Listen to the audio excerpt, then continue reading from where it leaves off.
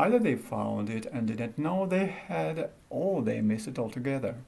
In 1606, a Spanish mariner named Luis Vaz de Torres sailed across the Pacific, South America, and straight into the narrow channel now called the Torres Strait that separates Australia from New Guinea, without having the faintest idea that he had just done the nautical equivalent of threading a needle. 36 years later, the Dutchman Abel Tasman was sent to look for the fabled Southland and managed to sail 2,000 miles along the underside of Australia without detecting that a substantial land mass lay just over the left-hand horizon. Eventually, he bumped into Tasmania, which he called Van Diemen's Land after his superior at the Dutch East India Company, and went on to discover New Zealand and Fiji, but it was not a successful voyage. In New Zealand, Maoris captured and ate some of his men, not the sort of things that looks good in a report, and he failed to find anything in the way of riches. On their way home he passed within sight of the north coast of Australia, but disheartened accorded it no importance and sailed on. That isn't to say that Australia had never felt a European footprint. From the early 17th century onwards, mariners occasionally fetched up on its northern or western shores, often after running aground. These early visitors left a few names on maps: Cape Lewin, the Dampier Archipelago, the Abrolhos Islands, but saw no reason to linger in such a barren void and moved on. They knew there was something there, possibly a biggish island like New Guinea, possibly a mass of smaller islands like the East Indies, and they called this amorphous entity New Holland, but none equated it with the long-sought southern continent. Because of the random and casual nature of these visits, no one knows when Australia first fell under European gaze. The earliest recorded visit was in 1606, when a party of Dutch sailors under William Janssen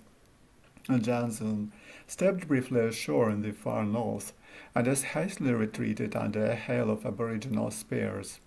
But it is evident that others had been there earlier still. A pair of Portuguese cannons, dating from no later than 1525, were found in 1916 at a place called Caronade Island on the northwest coast. Whoever left them would have been among the first Europeans to stray this far from home, but of this epochal visit none of things is known. Even more intriguing is a map, drawn by a Portuguese hand and dating from roughly the same period, that shows not only a large landmass where Australia stands, but an apparent familiarity with the jogs and adaptations of Australia's east coast, something supposedly not seen by outsiders for another 2.5 centuries. So when in April 1770 Lieutenant James Cook and his crew aboard HMS Endeavours sighted the southeast corner of Australia and followed the coast 1,800 miles north to Cape York, it wasn't so much a discovery as a confirmation. Though Cook's voyage was unquestionably heroic, his first purpose was mundane. He had been sent halfway around the world to Tahiti to measure transit of Venus across the Sun. Combined with measurements taken at the same time elsewhere, this would permit astronomers to calculate the distance of the Earth from the Sun. It wasn't an especially complicated procedure, but it was important to get it right. An attempt during the last transit 8 years earlier had failed, and the next one wasn't due for another 105 years. Happily for science and for Cook, the sky stayed clear and the measurements were taken without setback or complication. Cook was now free to go off and fulfill the second part of his assignment to explore the lands of the South Seas and bring home anything that looked scientifically interesting. To this end, he had with him a brilliant and wealthy young botanist named Joseph Banks. To say that Banks was a dedicated collector is to indulge in the drollest understatement. In the course of the Endeavour's 3-year voyage, they gathered up some 30,000 specimens, including at least 1,400 plants never seen before, at a stroke increasing the world's stock of known plants by about a quarter. Banks brought back so many items that the Natural History Museum in London has whole drawers full of objects that, 220 years later, await cataloguing. The same voyage also made the first successful circumnavigation of New Zealand, confirming that it was not part of the fabled southern continent, as Tasman had optimistically concluded, but 2 islands. By any measure, it had been a good voyage, and we can assure an air of satisfaction as the Endeavour turned at last for home. So, when on the 19th of April 1770, 3 weeks out from New Zealand, Lieutenant Zachary Hicks cried, "Land ahoy!" at the sight of what turned out to be the extreme southeast tip of Australia, the Endeavour and its crew were already on something of a roll. Cook named the spot Point Hicks, it's now called Cape Everard, and turned the ship north. The land they found was not only larger than had been supposed, but more promising. For the whole of its length, the east coast was lusher, better watered, and more continually provisioned with harbours and anchorages than anything that had been reported elsewhere in New Holland.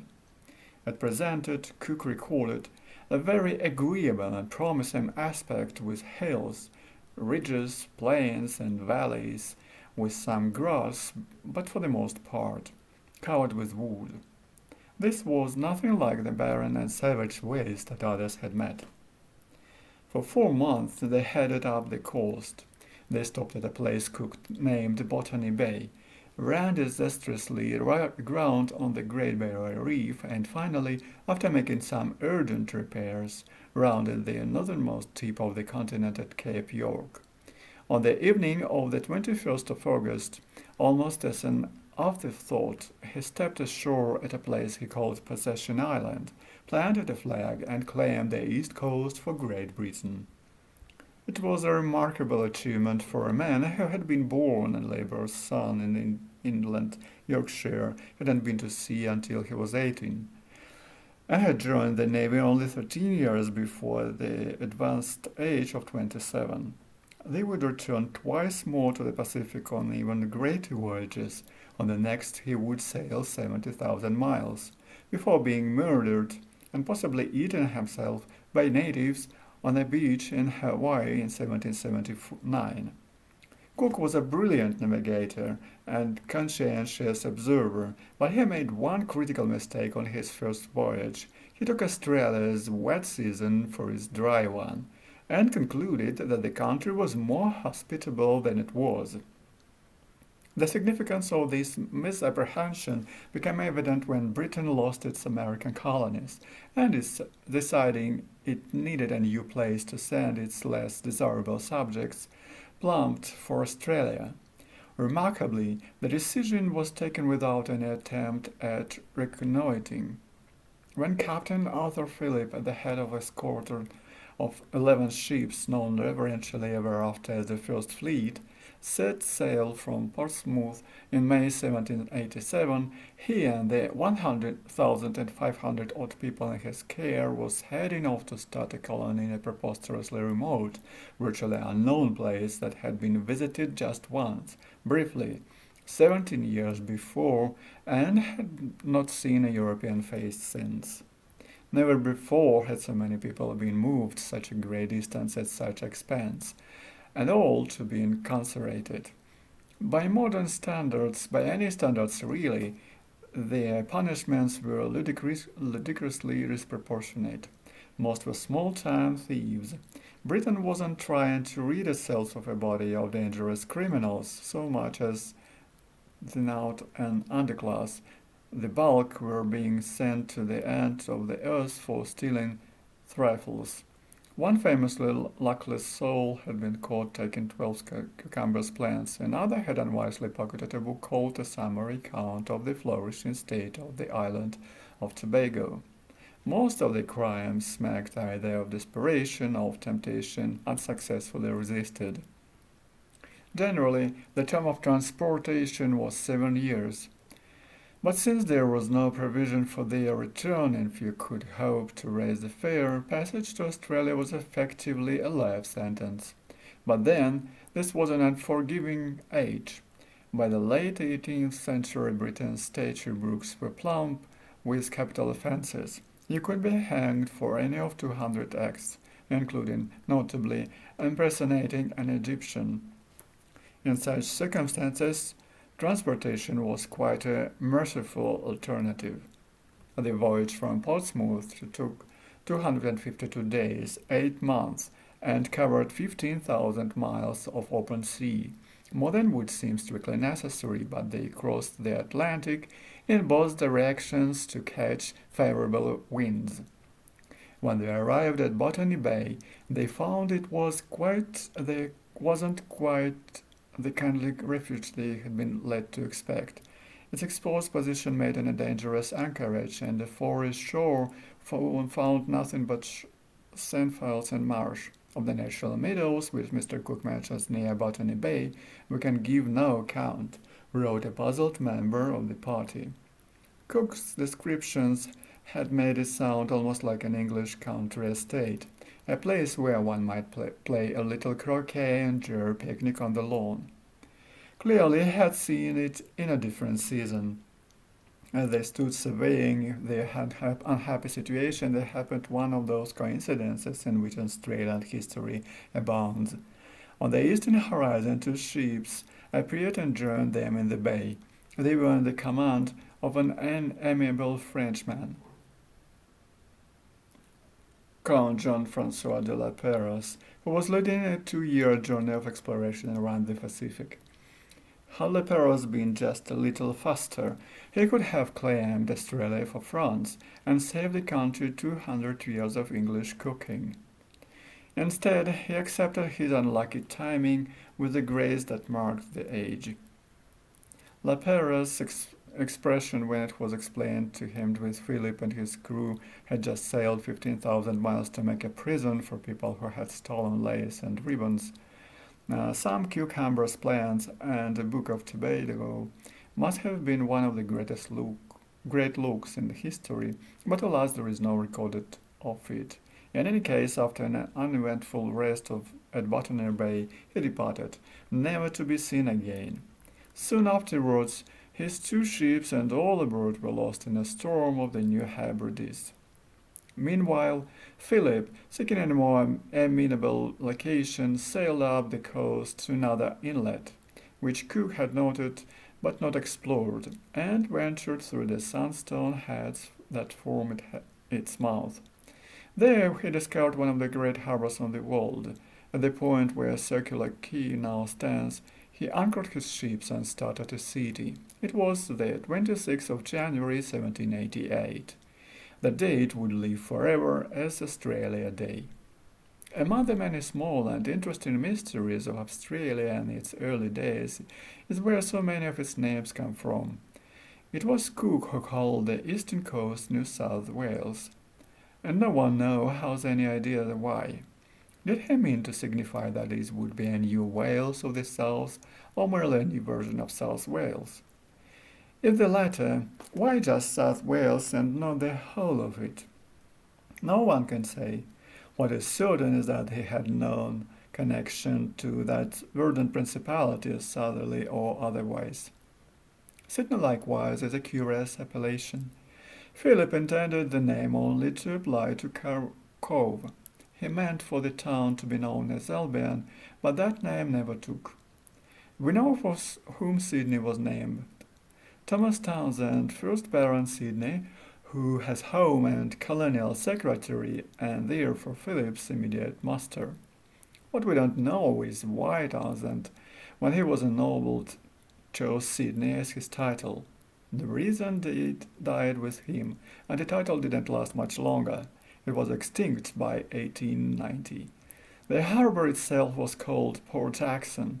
It is officially still so known, after an Admiralty judge, one George Jackson, who later abandoned his birth name in order to secure inheritance from an eccentric relation, and finished his life as Ducat. Of the roughly 1,000 people who shuffled ashore, about 700 were prisoners, and the rest were Marines and officers' families, and the governor and his staff. The exact number of which are not known, but it hardly matters. They were all prisoners now. They were, to put it mildly, a curious lot.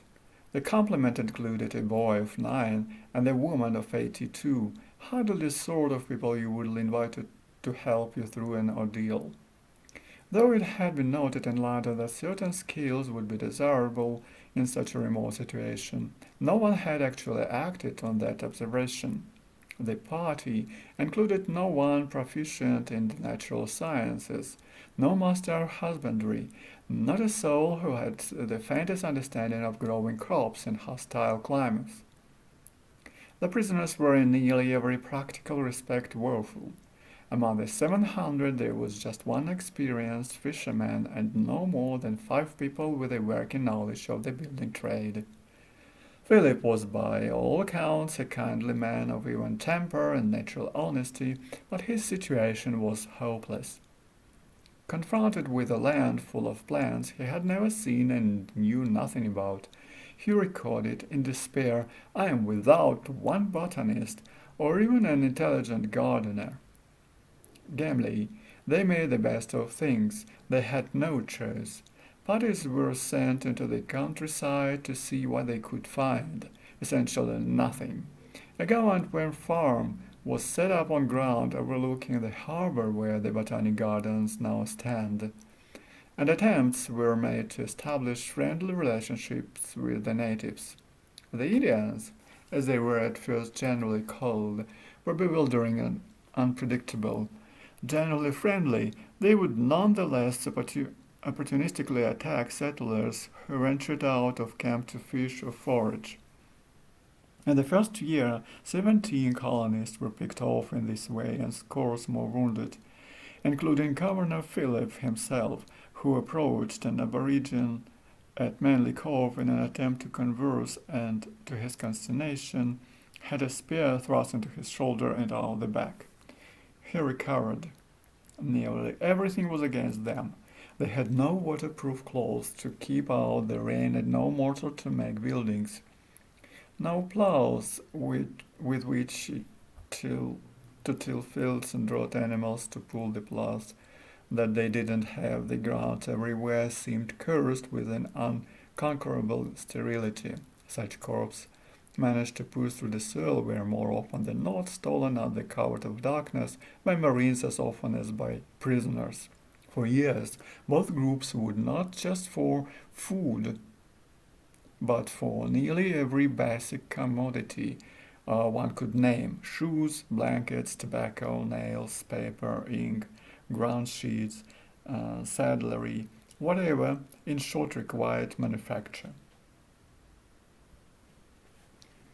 The soldiers did their best to evaluate their resources, but most had little idea of what they were looking for when they went after it, or when they found it. The historian Glenn McLaren quotes one report from a soldier sent to the Hunter River Valley to see what might be there. "The soil is black," the soldier wrote hopefully, "but mixed with a sort of sand or marly substance. Fish also are plenty, and I suppose from their leaping are the trout kind." Development was further set back by the need to rely on prisoners, who clearly lacked any basis for devotion beyond self-interest. The cannier ones soon learned to lie their way to soft duties. One fellow named Hutchinson, coming across some specific scientific apparatus that had been packed away in one of the holds, persuaded his superiors that he knew all there was to know about dyestuffs, and spent months conducting elaborate experiments with beakers and scales, until it gradually became apparent that he didn't have the faintest idea that he was doing. When they couldn't fool their masters, the prisoners could often fool their fellows. For years there existed an illicit commerce in which newly arrived convicts were sold maps showing them how to walk to China.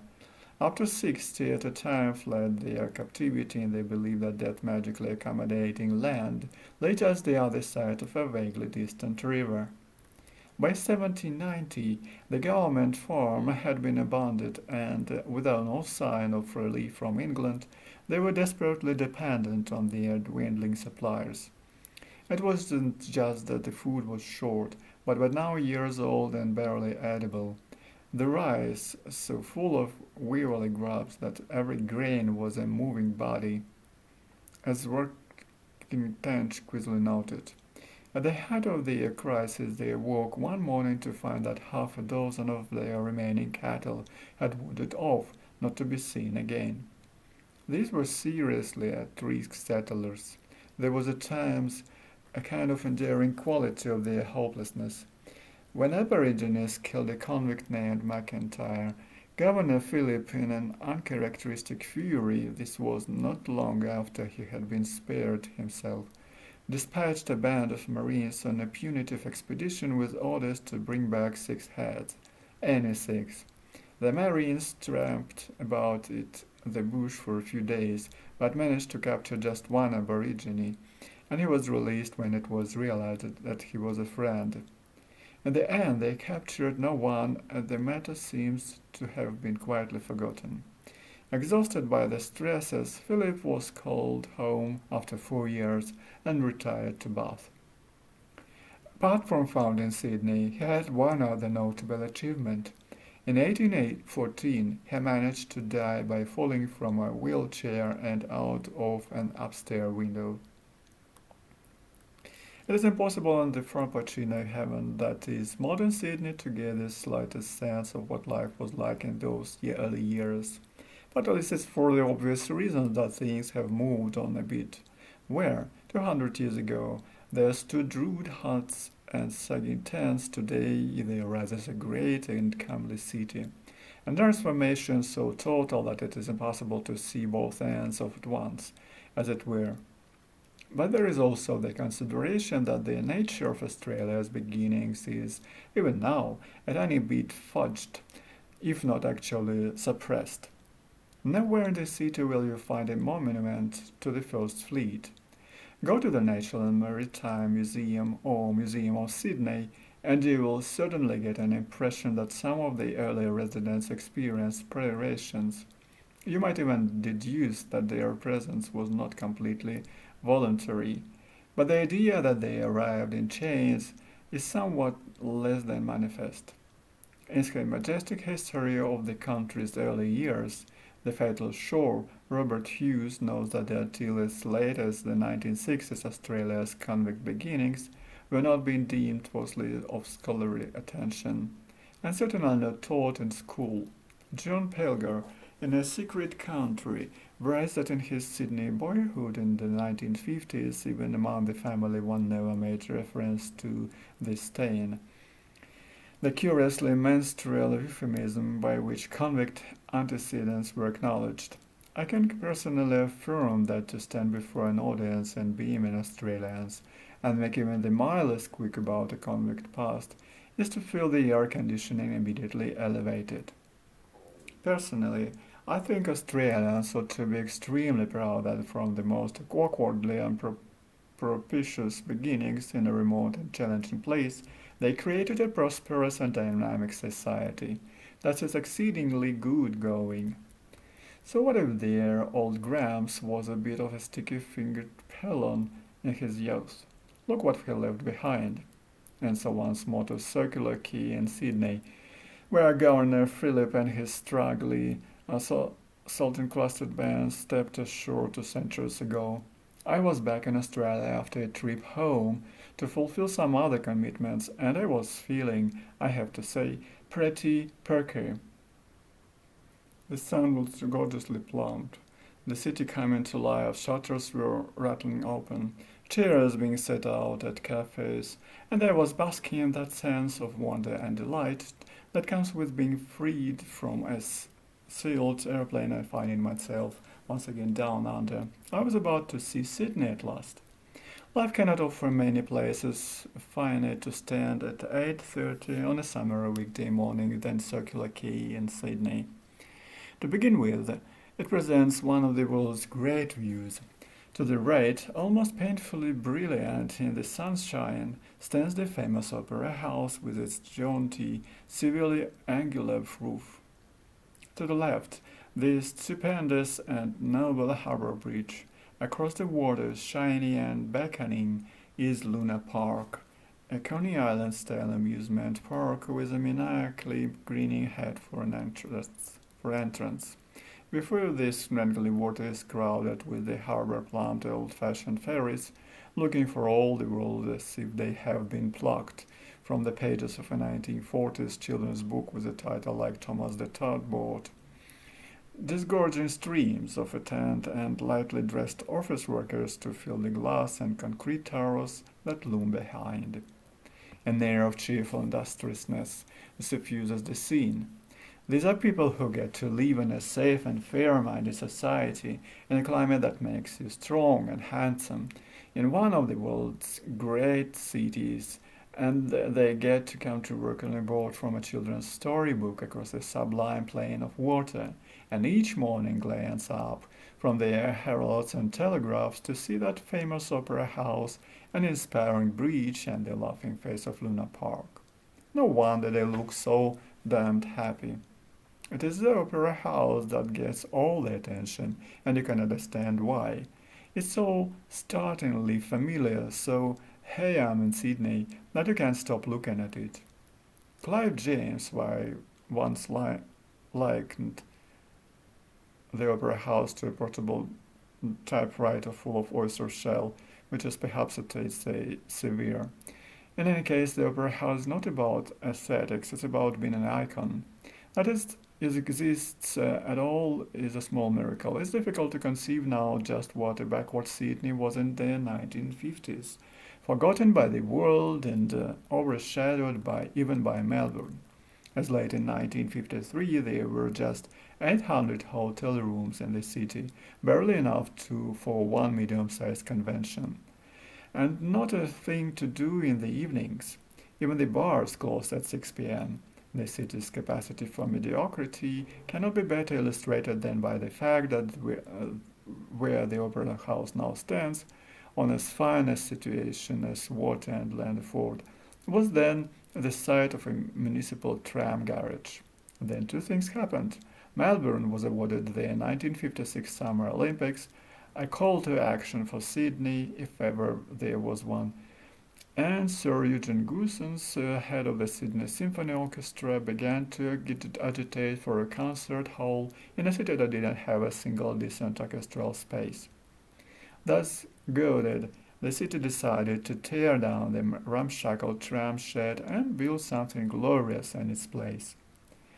A competition was held for a suitable design, and a panel of local worthies convened to select a winner. Unable to reach a consensus, the judges sought the opinion of the Finnish-born American architect Eero Saarinen, who sifted through the offering and selected a design that the juries had rejected. It was by a little-known 37-year-old Danish architect named John Utzon. Possibly to the panel's relief, certainly to its credit, it deferred to Saarinen's opinion, and Utzon was cabled with the news. The plan, in the words of John Gunther, was bold, unique, brilliantly chosen, and trouble from its inception. The problem was the famous roof. Nothing so daringly inclined and top-heavy had ever been built before, and no one was sure that it could be. In retrospect, the haste with which the project was begun was probably its salvation. One of the lead engineers later noted that if anyone had realized at the onset how nearly impossible a challenge it would be, it would never have received to go ahead. Just working out the principles necessary to build the roof took 5 years. The whole project had been intended to last no more than 6, and construction in the end dragged on for almost a decade and a half.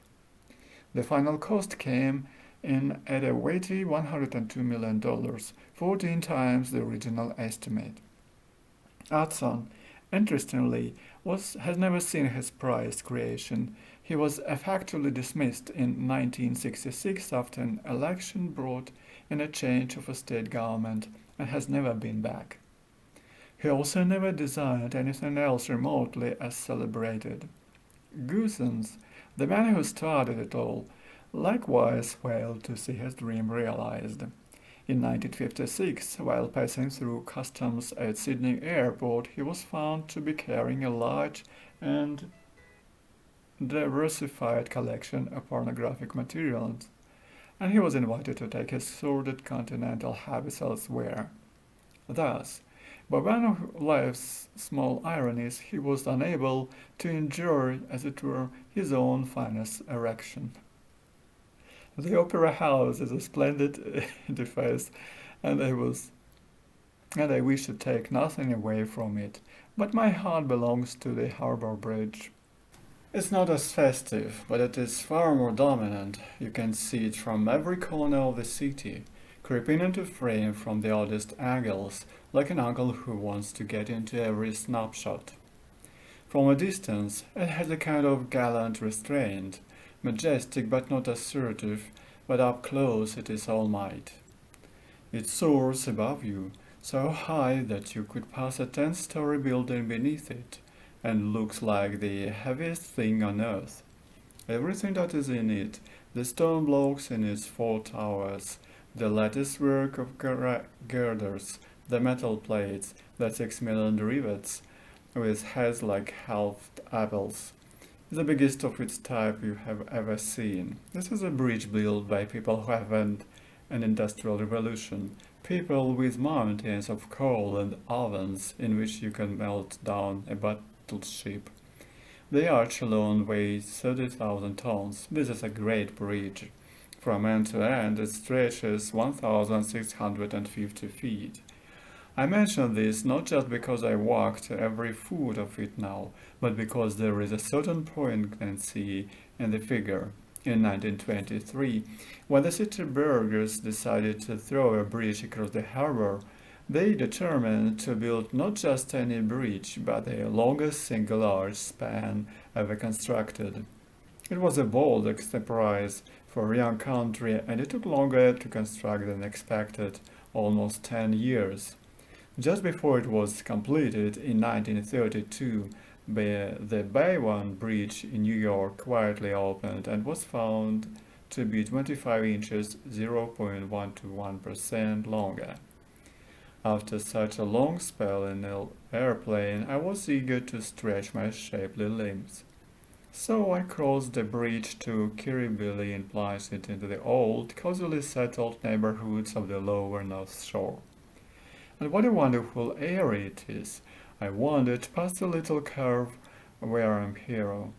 The aviator Charles Kingsford Smith, about whom much more anon, once possibly took off in an airplane into the shaded hills above, through quiet neighborhoods of cottage homes buried in flowering jacaranda and fragrant frangipani, and in every front garden cobwebs like trampolines in the center of each, the sort of spiders that would make a brave man gasp. At every turn there was a glimpse of blue harbor or a garden wall at the bottom of a sloping road suspended between close-set houses like a sheet hung to dry. And Sydney has a whole district filled with palatial houses that seems consist of nothing but balcony and plate glass with scarcely a leaf to block the beating sun or interrupt the view. But here on the North Shore, wisely and nobly, they have sacrificed large-scale visitor to call shade of trees, and every resident will, I guarantee, go to heaven. I walked for miles through Kirribilli, Neutral Bay, and Cremorne Point, and on through the prosperous breezes of Mossman, before I came to Balmoral with a sheltered beach overlooking Middle Harbour and a splendid waterfall front park shaded with South Mountain Bay figs, the loveliest tree in Australia by far. A sign by the water's edge noted and were eaten by a shark, it was because you hadn't been eaten. Apparently, shark attacks are much more likely inside the harbor than out. I don't know why.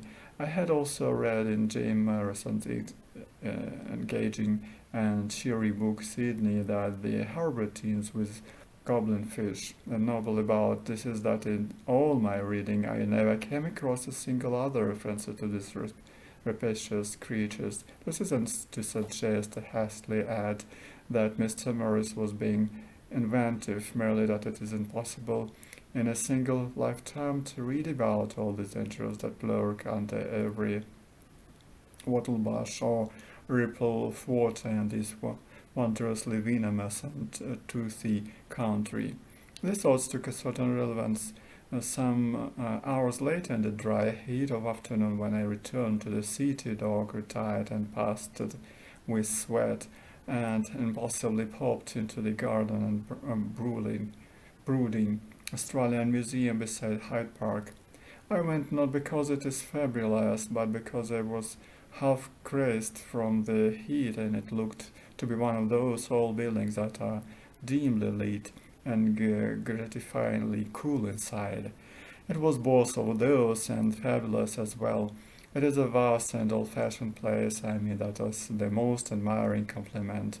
I know no height for museum with lovely galleries and full fish, stuffed animals, and long cases of carefully mounted insects, chunks of luminous minerals or aboriginal artifacts.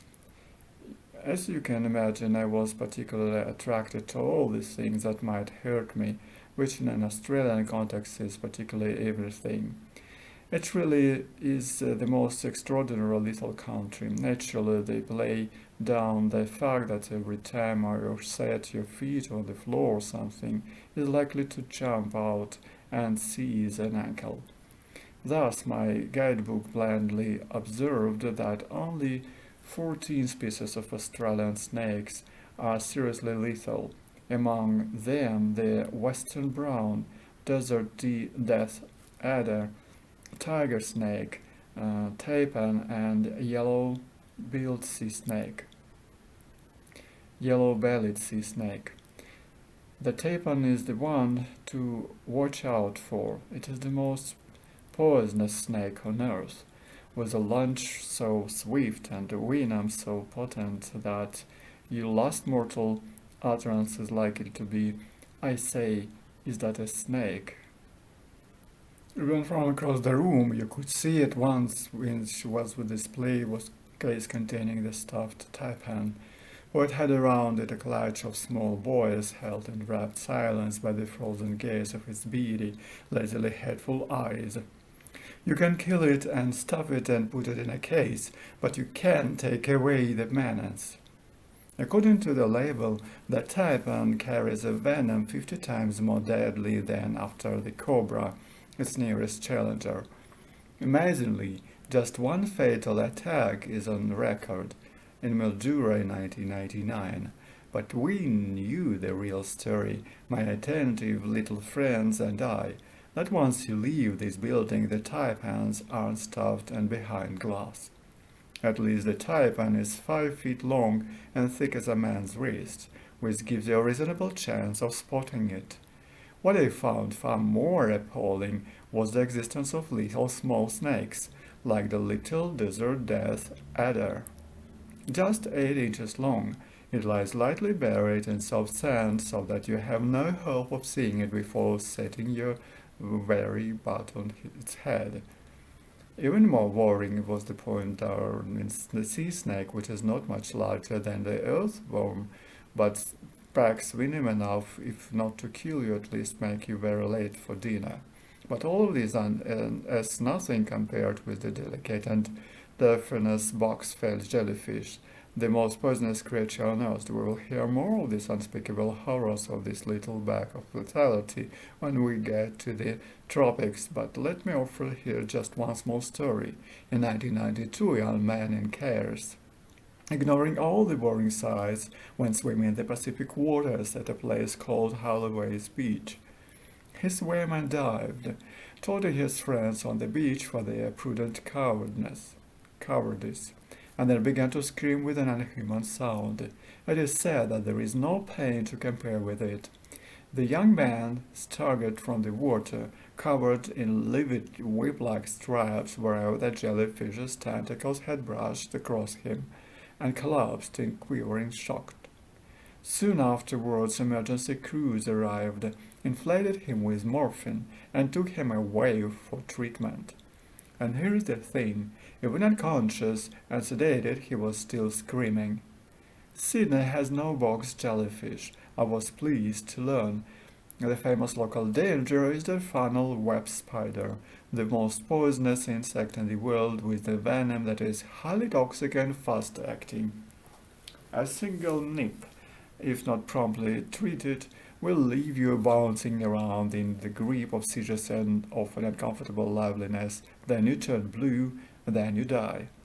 13 deaths on the record, though not since 1989 when an antidote was devised. Also poisonous are white-tailed spiders, mouse spiders, wool spiders, our old friend the redback. Hundreds of bites are reported each year, about a dozen known deaths, and the reclusive but fractious type called the fiddleback. I couldn't say for sure whether I have seen any of these in the gardens I have passed earlier in the day, but then I couldn't say I hadn't, since they all looked essentially the same. No one knows, incidentally, why Australian spiders are so extravagantly toxic. Capturing small insects and injecting them with enough poison to drop a hose would appear to be the most literal case of overkill. Still, it does mean that everyone gives them lots of space. I studied with particular alertness the funnel web, since this was the creature that I was most likely to encounter the next few days. It was about 1.5 inches long, plump, hairy, and ugly.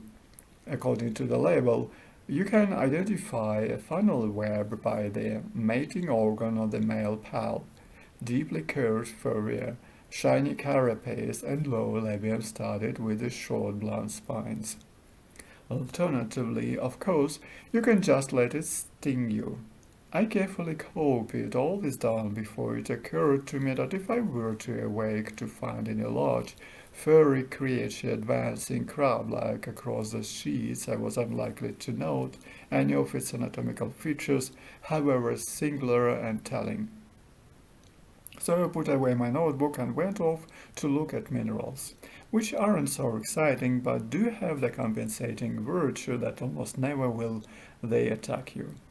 I spent 4 days wandering around Sydney. I visited the principal museums with dutiful absorption and spent an afternoon in the admirably welcoming State Library of New South Wales, but mostly I just went wherever there was water. Without question, it is the harbour that makes Sydney.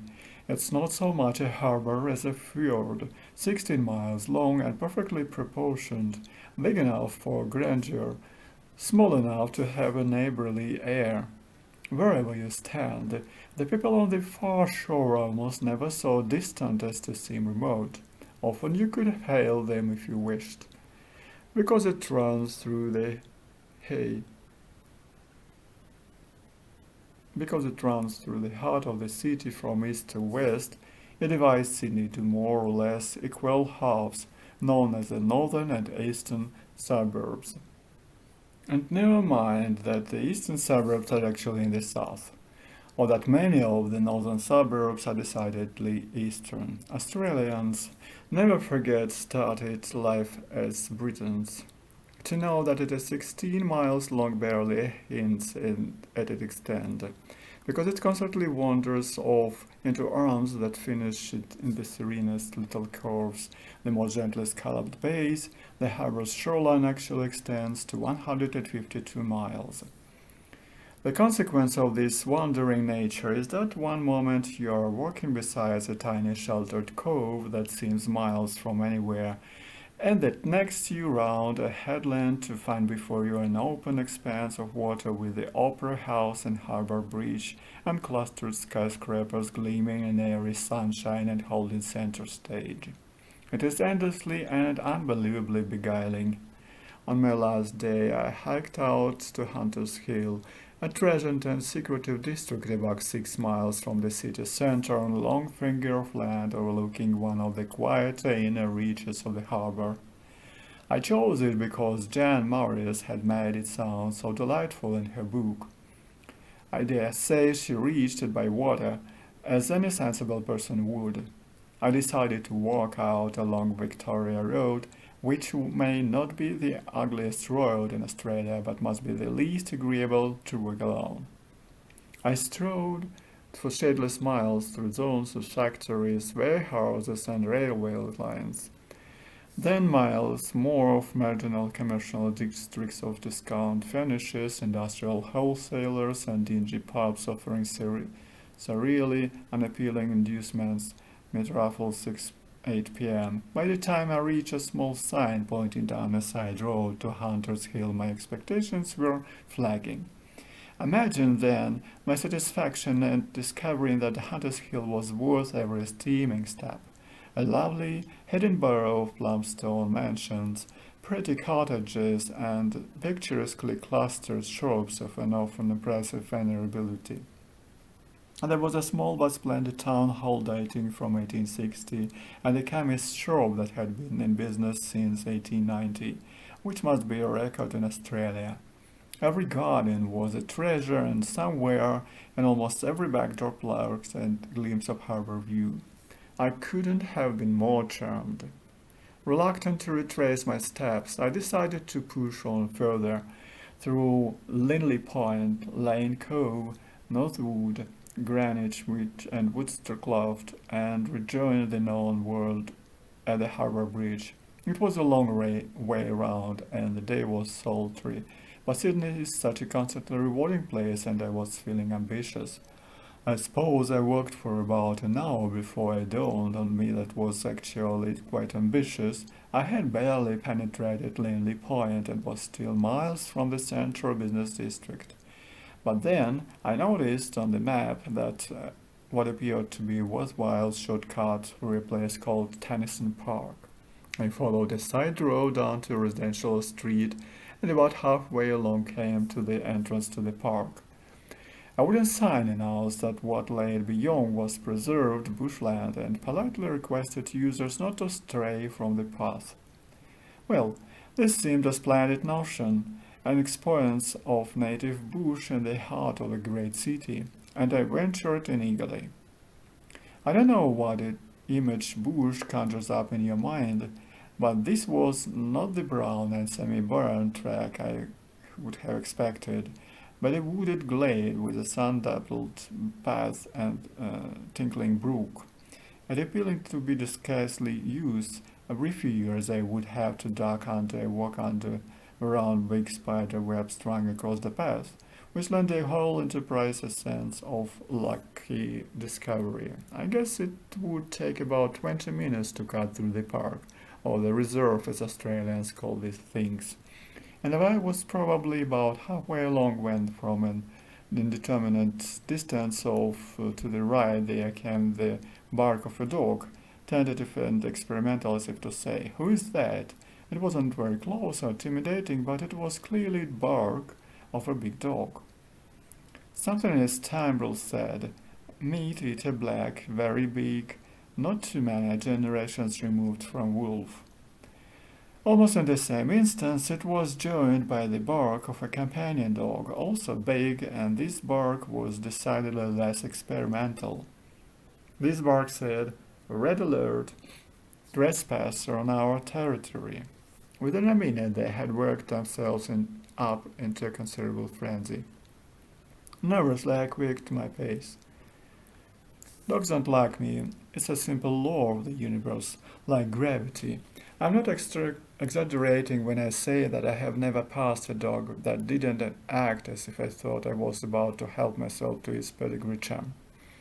Dogs that have not moved from the sofa in years will, at the sniff of me passing outside, rise in fury and hurl themselves and shut windows.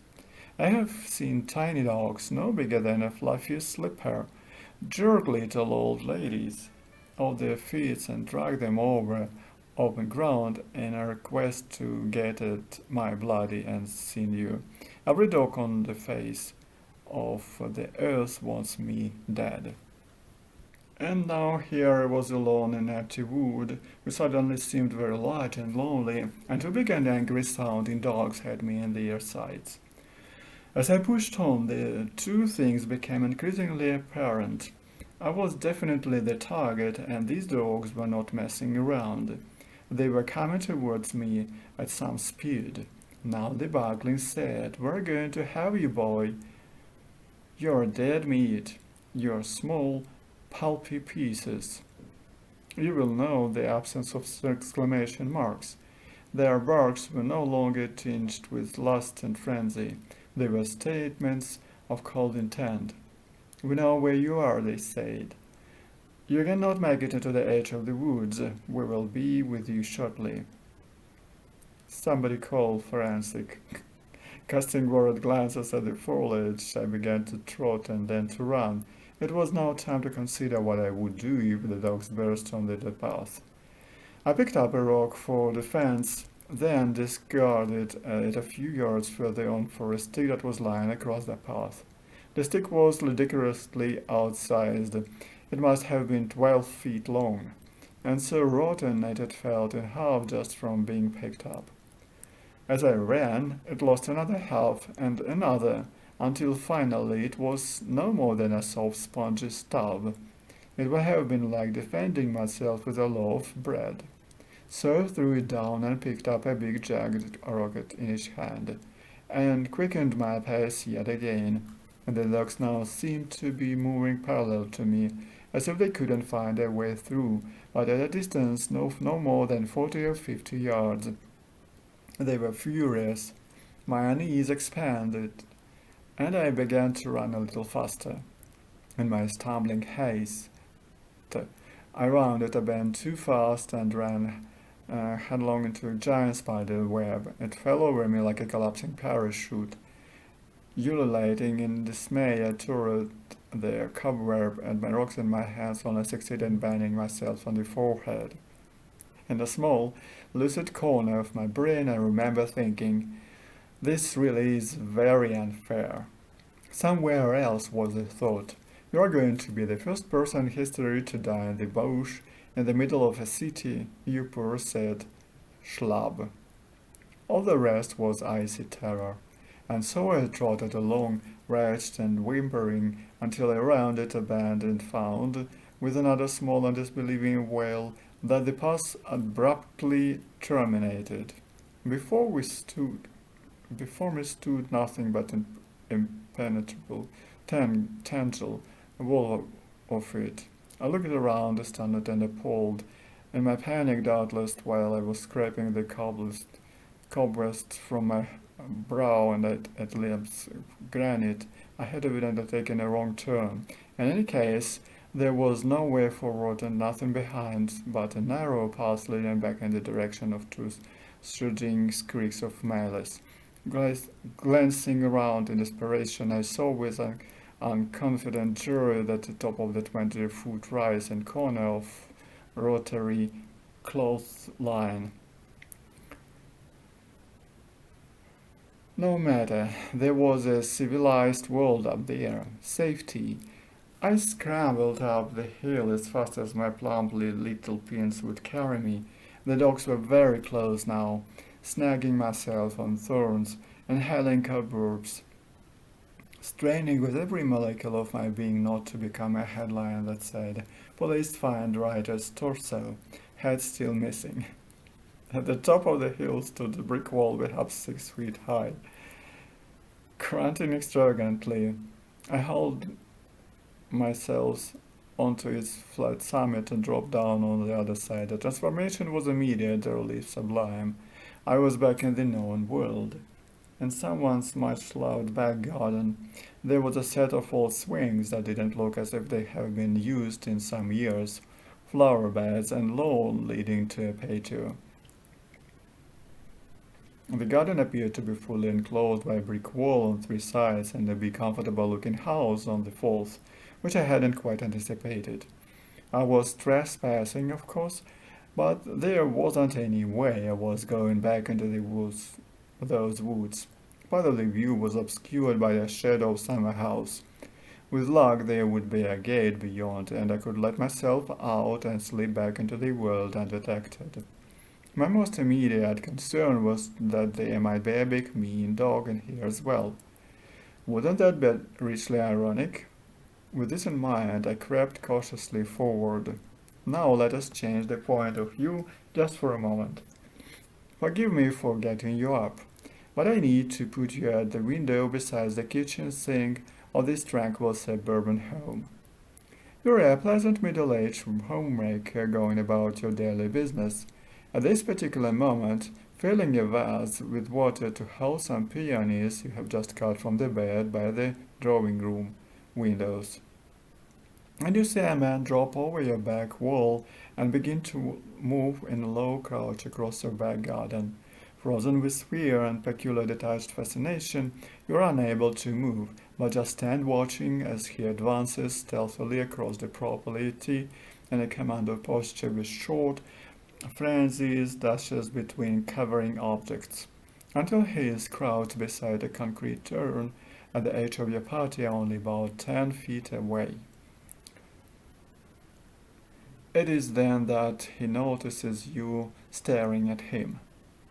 "Oh, hello," says the man cheerfully, straightening up and smiling in a way that he thinks looks sincere and ingratiating, but in fact merely suggests someone who has failed to take his medication. Almost at once your thoughts go to a police mugshot you saw in the evening paper earlier in the week pertaining, if you recall, to a breakout at an institution for the criminally insane at Wellington. "Sorry to crash in on you like this," the man is saying, "but I was desperate. Did you hear all the rackets? I thought they were going to kill me."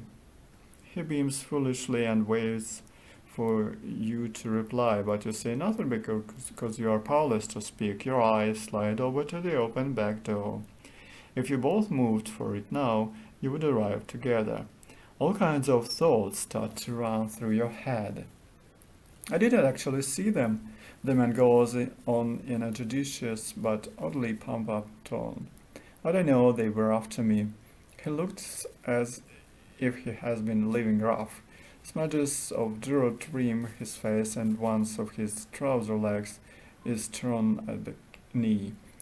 "They always go for me," he says, earnest now and puzzled. "It is as if there's some kind of conspiracy to get me. I can just walk down the street, minding my own business, and suddenly, from out of nowhere, they just come for me.